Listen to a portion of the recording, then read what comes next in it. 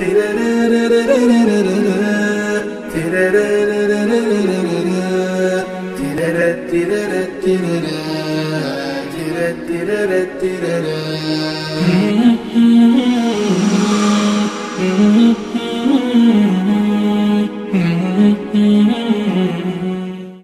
الله الرحمن الرحیم.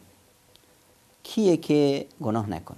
کیه که لغزش نداشته باشه؟ کیه که مرتکب بعضی از گناههای خیلی بزرگ هم نشه؟ حالا غیبت، چشم چرانی، بد گفتن این و اون، تنبلی در نماز و در عبادت ها، اینا راهش چیه؟ بله، توبه. و در کنار توبه یادمون نره این قانون الهی، ان الحسنات یذهبن السیئات. بفهمید که نیکی ها بدی ها رو پاک میکنن. نیکی پاک کنه، بدی رو زایش میکنه، پاکش میکنه. بعد از هر گناه نیکی و نیکی و نیکی کن.